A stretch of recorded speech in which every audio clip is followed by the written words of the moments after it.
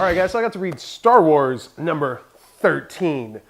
Man, I love this series. I've said it a million times. I love what Brian Wood's doing to it. I love how they fit into this world, how they expand this universe that so many people love, especially me, especially a lot of you guys, very dearly. A lot of people in the world love Star Wars, and I feel this is an awesome continuation in between two awesome stories that didn't need to be told, but the fact that it is being told is really, really cool. I appreciate it. I appreciate the crap out of it.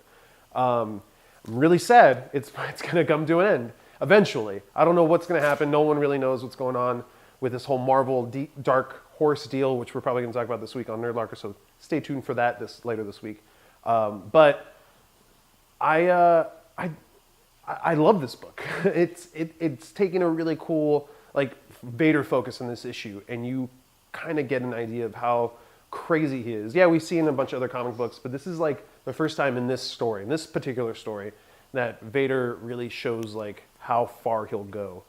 How you see it from someone else's perspective, and like I kind of have an idea where it's going to end up, how it's going to end, how this little like part in the story is going to be.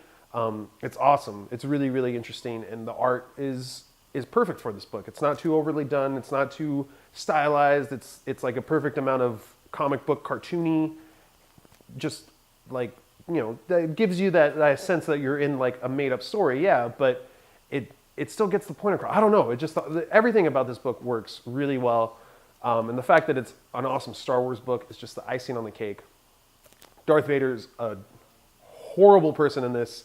And you see that, yeah, he might be working for the Emperor, but that doesn't mean he always works for the Emperor. Like, he doesn't always follow his orders, which we've seen it a million times in, you know, movies and books and things like that. Him doing things like this, but the fact that it's in this story and it's happening and it feels like it's one of the first times, he's been doing it forever, you know, it's something that he deals with on a daily basis, just feels really awesome. And Darth Vader being a badass, as much as I don't like the character because he's the bad guy, and that's it, he's an awesome bad guy, but he's a bad guy, so I don't like him.